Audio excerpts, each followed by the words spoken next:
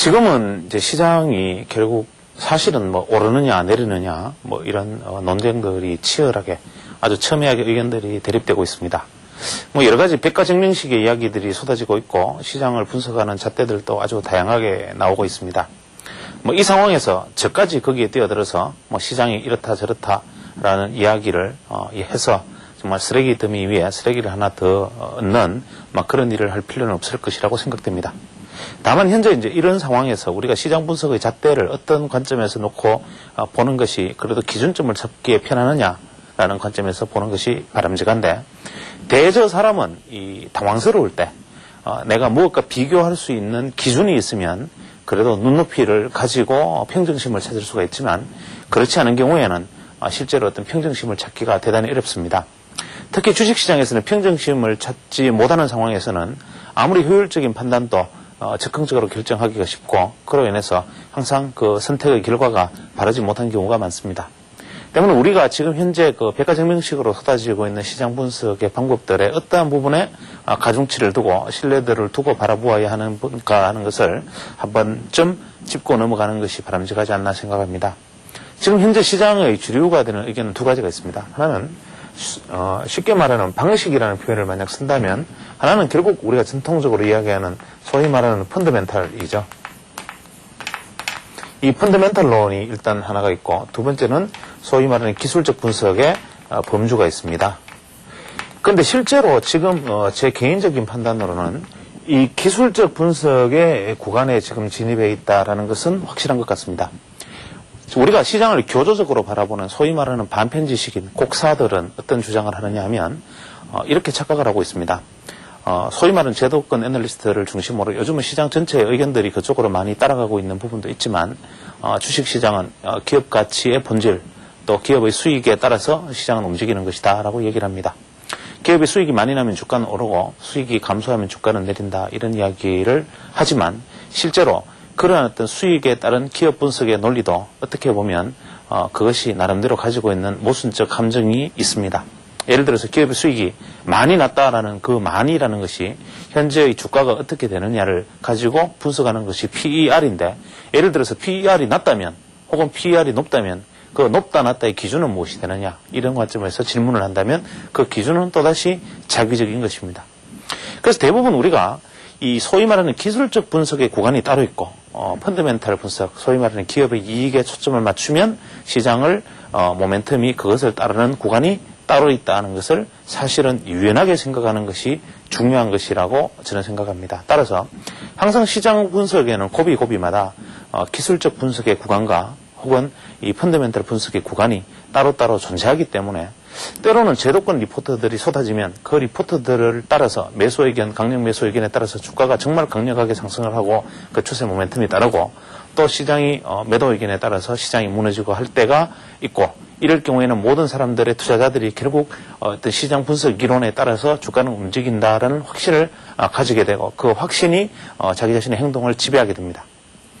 그러나 그것이 확신이 무너지는 시점이 도래했을 때 우리는 그 부분을 가지고 어떻게 판단하느냐라는 것이 사실 난점이 될 수가 있는데, 항상 우리가 경험하기를 시장이 하락장에 접어들어서 속절없이 하락할 때는 어떠한 펀더멘탈 분석이나 어떠한 시장 경제 이론이나 그 외 기업 가치 분석이나 그 모든 것이 허무하게 속절없이 무너지고, 현재 당장의 주가를 전부 청산하더라도 그 기업을 당장 청산하더라도 현재 시가총액보다 훨씬 많은 상황임에도 불구하고 주가는 더 하락하는 비이성적인 구간들이 존재하면, 그때는 그저 비이성적이다라고 말하고 넘어갑니다. 그러다가 어느 시점에 이제 기업의 이익이 증가했을 때 주가가 올라가기 시작하면 그 봐라, 역시 주가라는 것은 기업의 이익을 따라가는 것이다 라고 얘기를 하곤 하지요. 그렇지만 우리가 주식시장을 가만히 지켜본다면, 주식시장이 만약에 100일간 열린다면 그 중에 실제로 실적에 따라서 주가가 움직이는 기간은 약 50일이 채 되지 않고, 나머지 50일은 결국 비이성적인 상황에 따라서 움직이는 것이기 때문에, 결국 주가가 움직이는 사이클이라는 것은 좌우의 날개처럼 수급과 심리의 요인에 따라서 움직일 때가 있고, 또 그것의 잣대가 기업의 실적이 될 때가 있고, 또 그것이 수급이 될 때가 있고, 파도처럼 움직이는 것이다 라는 것을 생각해 볼 필요가 있습니다. 그런 측면에서 우리가 소위 잘 알려져 있는 무라카미 구니오의 우리가 경기 파동 이론을 이럴 때 한번 재검토해 볼 수가 있지 않을까 생각합니다. 보통 이 무라카미 구니오의 이야기로는 이렇게 이야기합니다. 우리가 이제 금융장세, 그 다음에 실적장세, 역금융장세, 역실적장세, 금융장세, 실적장세, 역금융장세, 역실적장세와 같이 이 주식시장은 이렇게 파동을 치고 움직인다라고 얘기를 했죠.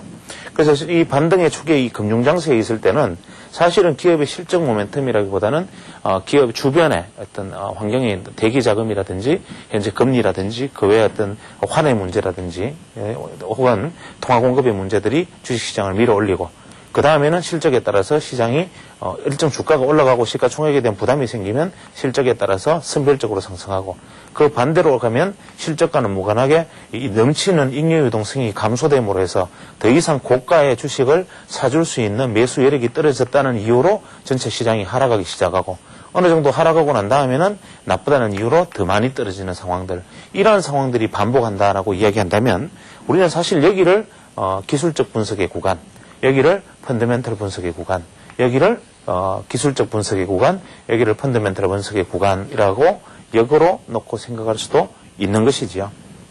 그래서 지금 현재 시장을 놓고 일반적으로 시장을 바라보는 사람이 두 가지로 갈라져 있습니다. 현재 극단적인 비관론을 구사하는 대부분 약 한 70%의 시장의 참여자들, 특히 시장의 분석가들이나 그 외 제도권 기관까지도 마찬가지입니다만은 시장이 대세 하락의 기조에 접어들었다라고 말하는 것은 어떤 요인에서 이야기를 하느냐면 첫째, 우리가 이제 경기순환론의 관점에서 보면 이렇게 이야기합니다. 기업의 실적은 현재 계속 좋아지고 있습니다. 특히 1분기 실적이 많이 좋았고 2분기 실적은 더 좋아질 것이라고 이야기합니다. 실적은 좋아지는데도 불구하고 주가는 현재 괴리를 보이면서 떨어졌습니다. 이렇게 실적은 좋아지지만 주가가 일정 수준을 넘어서 전체 시가총액이 확대되었기 때문에 이 확대된 시가총액을 끌어올릴 만한 자금이 부족하여 결국 주가는 밑으로 밀리는 상황은 소위 말하는 우리가 역금융장세의 시작이다. 그래서 이 역금융장세 이후에는 역실적 상세가 오고 그래서 현재 시장은 이제 역금융상세의 초입에서 대세 하락기의 초입에 접어들었다. 그래서 당분간 시장은 대세 하락의 기조에 접어들었다. 이렇게 말을 하는 이코노미스트들이 있습니다. 두 번째, 시장을 기술적 분석의 잣대로 보는 사람들 중에 이 70%에 해당하는 대부분의 비관론자들은 이렇게 얘기를 합니다. 시장의 경기선인 우리가 120일 이동평균선을 주가가 하향 이탈했다. 또 실제로 200일 이동평균선마저 주가가 하향 이탈했다. 이 상황이라면 이제 남아있는 것은 정기적으로 그 다음에 60일 이동평균선은 이미 하향으로 방향을 바꾸었다. 또 20일 이동평균선이 60일 이동평균선을 하향 이탈하고 조만간 120일 이동평균선도 하향 이탈하게 된다. 이러한 것은 장기 이평선인 120일선이 하향 전환은 곧 시간 문제고 이렇게 될 경우에는 장기적인 하향 모멘텀을 가질 수밖에 없기 때문에 주가는 600포인트 이하까지 하락할 수 있다. 이러한 논리를 주장하고 있습니다. 여기서 우리가 핵심이 되는 120일 경기선이라는 것 이것이 이탈의 이유고 더 문제는 현재 과거 우리 주식시장의 역사로 보았을 때 120일 이동평균선을 돌파했다는 이유로 장기 상승 추세로 반드시 가는 것은 아니지만 120일 이동평균선을 하향 돌파했을 경우에는 꼭 대세 하락이 일어나더라라는 우리의 경험칙을 이야기하시는 분들이 있습니다. 실제로 이것을 주봉으로 연결지어서 생각을 해보면 주봉상에는 또 이러한 문제가 있을 수가 있습니다. 실제로 우리가 주봉상에 가장 중요하게 제가 누차 말씀드렸던 40주 이평을 기준으로 보면 현재 40주 이동평균선을 주가가 일단 하향 이탈해서 여기서 이러한 모습을 보여주고 있는데 현재 이것이 뭐 40주 이평선 위로 올라섰느냐 내렸었느냐라는 것이 의미를 어느 쪽으로 가느냐라는 것이 현재 방송 시점에 주가와는 차이가 있다 하더라도 일단 40주 이평을 한번 무너뜨린 주가가 다시 바로 되돌려서 상승 추세로 이어진 경우는 없더라라는 이야기. 이 말은 결국 40주 이평이라는 것은 120일 이평과 같은 소리이기 때문에 결국 우리가 날짜의 시차는 있습니다만은 주봉상의 40주 이평을 주봉이 무너뜨린 상태로 끝나는 기간이 한 번이라도 주어졌을 경우에 대세가 추세를 그대로 유지하는 경우는 한 번도 없더라. 이러한 것들이 현재 우리가 보여주고 있는 시장의 전반적인 비관 논리와 일치하는 논리입니다. 그럼 반대로 주식시장을 긍정적인 논리로 바라보는 시각은 어떨까? 이 부분을 우리가 한번 생각해 볼 필요는 있죠. 그럼 나머지 이제 30%에 해당하는 이제는 좀 축소돼서 30%도 아니고 약 한 20%에 해당하는 소위 말하는 긍정론 내리지 낙관론자들의 시각은 어디에 근거해 있느냐 하면 일단 단순하게 생각해서 역금융이다, 역실적이다라는 것은 결국 말하기 좋아하는 사람들의 이야기다. 그 외에 우리가 보통 논리적으로 우리 베타 곰벌리, 기정사실화 현상, 앙드레 코스톨라니가 이야기했던 이야기들, 예를 들면 유가라든지 금리라든지 환이라든지 중국 문제라든지 이 모든 것들이 실제로 악재처럼 되어 있지만 그런 것들이 한꺼번에 악재 요인으로 이것은 이미 기정사실이다라고 생각되면 그것은 이제 반전할 수 있는 기회만 남았다라는 기정사실화 현상에 일단 따르는 것이 하나가 있을 것이고, 두 번째로는 우리가 이제 단기 이격을 기준으로 볼 때 이격을 중시하는 눈으로 보면 우리가 단기 이격상 개별 종목에 있어서 20일이라든지 혹은 40일에 이격이 확대되는 것은 자주 있을 수 있는 일이긴 하나, 실제로 우리가 코스피 기준으로 우리가 단기 이격이 예를 들어서 20일 정도의 이격이 코스피 기준으로 동원여건의 강성모 팀장이 이야기하셨듯이 코스피 기준으로 실제로 이격이 90% 이하로 내려가는 경우는 극히 드물고, 실제로 80%대를 기록하는 경우에는 그것은 항상 주식시장에서 그것은 바닥을 의미하는 것이더라라는 이야기가 있습니다. 왜 여기서 말하는 단기 이격이 바닥이다라고 말을 하는가? 단순히 한번 되게 폭락하고 나면 무조건 바닥이냐 이렇게 얘기를 할 수 있지만, 아무리 우리가 폭락하는 것처럼 보여도 그것이 이격이 최대한 확대되는 폭락이 있고, 이격이 그래도 범위 안에서 계속 늘렸다 줄였다 하면서 일정 이격을 유지해 나가면서 떨어지는 폭락이 있지요. 그런데 지금처럼 단기 이격이 순간적으로 이 정도 87%, 88%까지의 단기 이격을 보이면서 폭락하는 경우에는 어떤 매물 구조를 가지게 되느냐 하면, 이것이 왜 중요하냐 하면 이격이 늘렸다 줄였다, 쉽게 말하면 이격도를 기준으로 해서 예를 들어서 밑으로 폭락을 해서 이격이 이렇게 내려가면서 이격이 확대되어서 예를 들어서 95, 98, 96, 94, 92, 90, 88 이렇게 떨어지는 이격은 이 중간중간에 계속 새로운 매물을 쌓아가면서 계속 매물대를 형성하기 때문에 주가는 계속 하락할 수 있지만, 이것이 이렇게 이격이 급격하게 일어나는 경우에는 실제로 이 중간에 있어서 공포감에 질린 매물 청소가 다 일어나 버리기 때문에, 즉 순간적으로 투매가 일어나야 가능한 이격이기 때문에 이러한 순간 투매에 의한 매물 공백이 결국 반등을 이끌어내고, 결국 그것은 상승 추세에서 매물을 한번 틀어내고 다시 재반등하는 과정에 있는 것이다. 이런 기술적 분석의 논리를 펴는 경우도 실제로 존재할 수 있습니다. 또 두 번째로는 이 중기 이격의 기준으로 놓고 봤을 때 현재 단기 이격은 이렇게 표현할 수 있지만, 이 긍정적 분석가들이 이야기할 때는 우리가 중기 이격의 문제를 가지고도 현재 많이 논의를 하고 있습니다. 이 중기 이격을 우리가 주봉상의 중기 이격을 보면 항상 시장은 이러한 모습을 보여왔죠. 예를 들어서 우리가 이제 경기선, 주봉상의 경기선이라고 이야기하면 40주 이평이 되겠는데, 이 40주 이평이라는 이 경기선이 이런 식의 모습을 보여줬을 때 단기 주가가 이제 이렇게 확대되고 축소되고 확대되고 축소되는 모습을 보였다가 이번에는 특이한 모습을 보여줬다. 예를 들면 이격이 이렇게 점차적으로 확대되어서 최대 이격에서 감소되면서 또 시장은 무너지고, 다시 이격이 감소되면서 최대가 확대되면 다시 무너지고 했었는데, 지금은 이격의 확대 과정이 없이 그대로 같은 이격으로 꾸준하게 그대로 상승을 했다. 이 말은 무엇을 의미하는 거냐 하면, 실제로 우리가 그 패턴 분류에서 주식을 분석할 때 이런 이야기가 있지요. 우리가 주식을 패턴을 분석할 때 쐐기형이라는 패턴을 이야기합니다.